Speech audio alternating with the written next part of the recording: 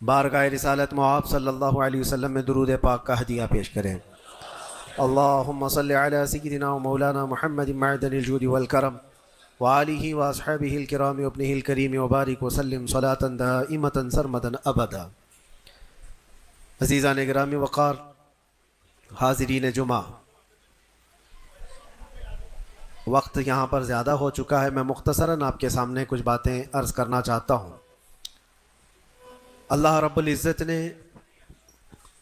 انسان کی جو تخلیق فرمائی، انسان کو جو پیدا کیا، اس کی زندگی کا جو مقصد بیان کیا گیا ہے،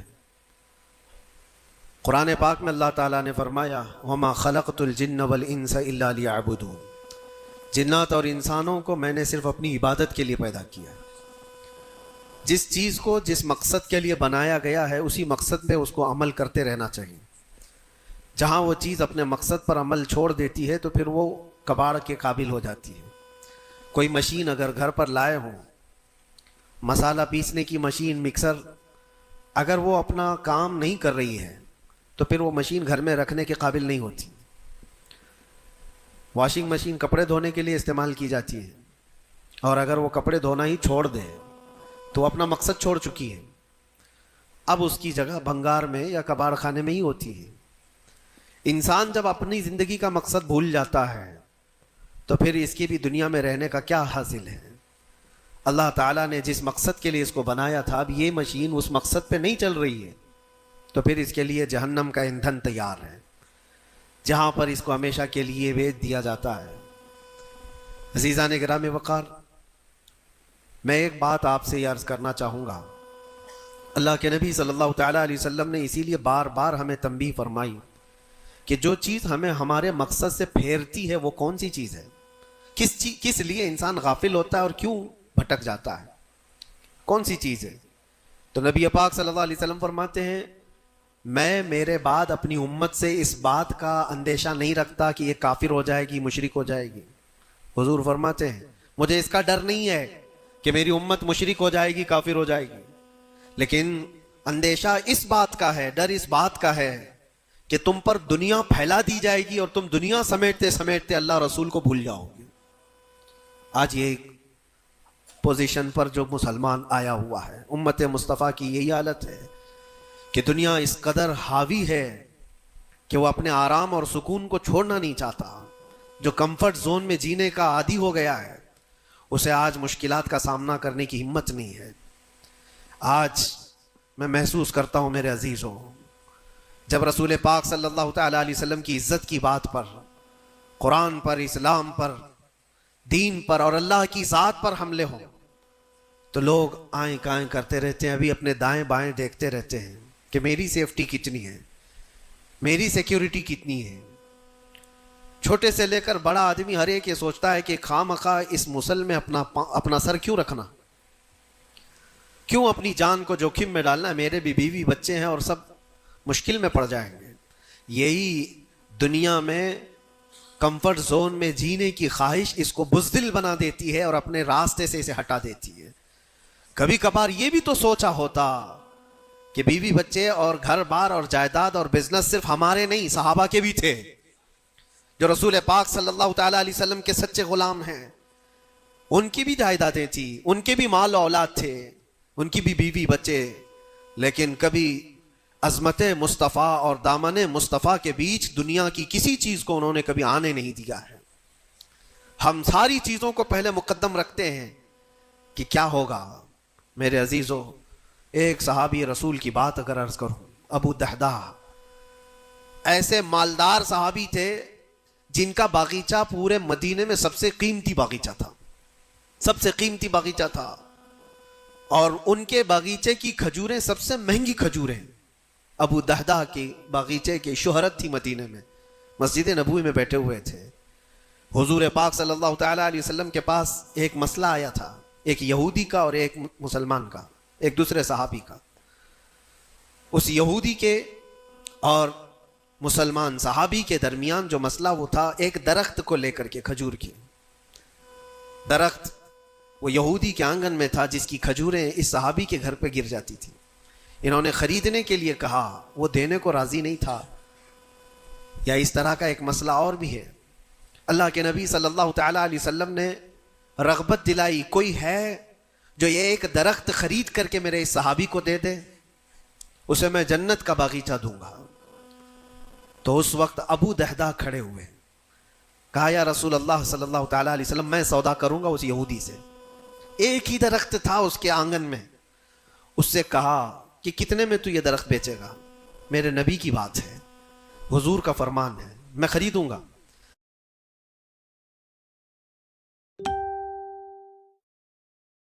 میری ایک بھی ریل وائرل نہیں ہو رہی تھی، یہ دیکھیے 1300 ویوز، 1500 ویوز، 1200۔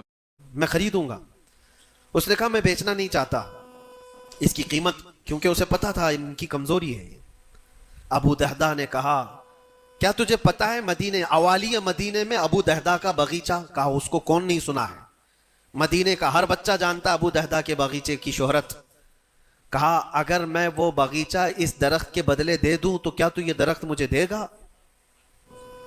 اس نے کہا یہودی نے پاگل ہو گئے ہو، کیا بات کر رہے ہو، ایک درخت کے بدلے وہ اتنا قیمتی باغیچہ جس کی کھجوریں پورے مدینے میں مشہور ہو؟ ابو دہدہ نے کہا اس باغیچے سے زیادہ قیمتی میرے مصطفیٰ کا فرمان ہے، میرے لیے نبی پاک کی عزت اور ان کی حرمت اس سے کئی زیادہ بڑھ کر کے ہے۔ اس یہودی نے کہا کون نہ کہے گا سودا، اگر تم صحیح میں مجھ سے مذاق نہیں کر رہے ہو تو ابھی میں یہ درخت دیا اور باغیچہ دو۔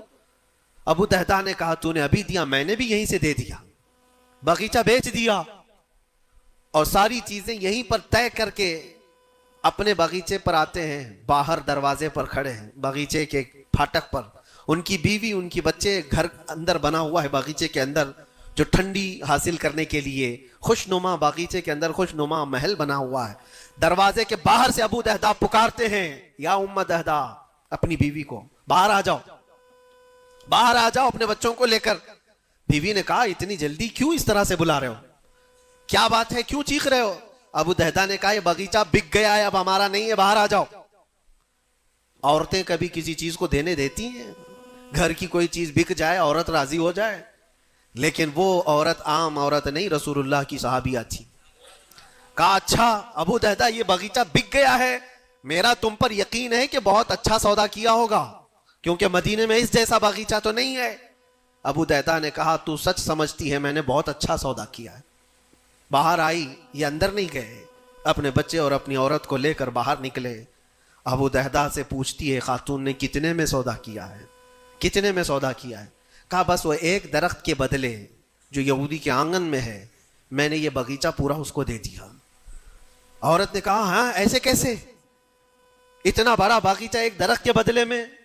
کہا وہ تو بظاہر ایک درخت ہے لیکن اصل قیمت تو رسول اللہ کی زبان ہے۔ کہا اللہ کے نبی نے کیا فرمایا؟ کہا کہ ایک درخت جو اس یہودی کا خرید کر کے ایک صحابی کو دے دے، میں اسے جنت کا باغیچہ دے دوں۔ ابو دہدہ نے جیسے ہی یہ سنایا تو ام دہدہ کہتی ہیں ابو دہدہ تم نے کبھی میرا یقین نہیں توڑا، آج میں یہ کہتی ہوں یہ باغیچہ ہی کیا، حضور سے پوچھتے ہم سب بھی بکنے کو تیار ہیں۔ اللہ کے نبی صلی اللہ تعالیٰ علیہ وسلم کی ذات پر یہ یقین کامل تھا، انہیں دنیا بیچ میں کبھی روک نہ سکی۔ ہمارے تو چھوٹی دکانیں ہمیں روک دیتی ہیں، ہمارے تو چھوٹے دروازے ہمیں روک دیتے ہیں۔ عزیزان گرامی وقار، اپنے مقصد حیات سے آدمی جب بھٹکتا ہے تو کون سی چیزیں جو اسے اٹریکٹ کرتی ہیں دنیا میں؟ یہ مال دولت۔ مجھے وہ بات یاد آتی ہے، صدیق اکبر رضی اللہ تعالیٰ عنہ حضور پاک صلی اللہ علیہ وسلم کے ساتھ بیٹھے ہیں، حضور پاک صلی اللہ تعالیٰ علیہ وسلم کے ہاتھ میں ایک پیالہ ہے جس میں شہد ہے، آپ اس کو نوش فرمانا چاہتے ہیں، منہ کے قریب لے گئے، اچانک آپ نے واپس رکھ دیا اور کسی چیز کو دھکا دے کر کے ہٹانے لگے جیسے کوئی مکھیوں کو بھگاتا ہے، جبکہ نبی پاک صلی اللہ علیہ وسلم کے جسم کے قریب کبھی کوئی مکھی نہیں آتی، لیکن اندیکھی چیز کو آپ ہٹا رہے تھے۔ پھر تھوڑی دیر کے بعد پیالے کو اٹھایا، پھر تھوڑی دیر منہ کے قریب جاتے ہی واپس رکھ دیا، پھر کسی چیز کو دھکا دے کر نکال رہے تھے۔ تیسری مرتبہ پیالہ اٹھایا تو صحابہ نے دیکھا آپ کی آنکھوں سے آنسو روا ہیں، حضور پاک صلی اللہ تعالیٰ علیہ وسلم کے اشک بہ رہے ہیں۔ تو صحابہ نے پوچھا یہ کیا معاملہ ہے؟ حضور اکرم صلی اللہ تعالیٰ علیہ وسلم فرماتے ہیں پہلی بار جب میں نے شہد کا پیالہ اٹھایا تو دنیا میرے پاس سج سنور کر کے آئی، تیار ہو کر آئی اور کہا اے اللہ کے نبی میرا حسن و جمال آپ قبول کر لیں، ہر طرح کے حسینائیں آپ کے قدموں میں لا کر رکھ دوں گی۔ ہر طرح کا حسن آپ کے قدموں میں لا کر رکھ دوں گی. حضور فرماتے میں نے دھکا دے کر دور کیا کہ مجھے تیرے حسن و جمال کی ضرورت نہیں. دنیا چلی گئی. دوسری بار جب میں نے پیالہ اٹھایا تو دنیا پھر آئی میرے پاس اور پورے زر و جواہرات اور دولت کے انبار لے کر. دنیا نے کہا اے اللہ کے نبی یہ قبول کر لیں, آپ کے قدموں میں سونے کے محلات اور جواہرات سجا دیے جائیں گے. حضور پاک صلی اللہ علیہ وسلم فرماتے میں نے اس کو بھی دھکا دے کر دور کیا.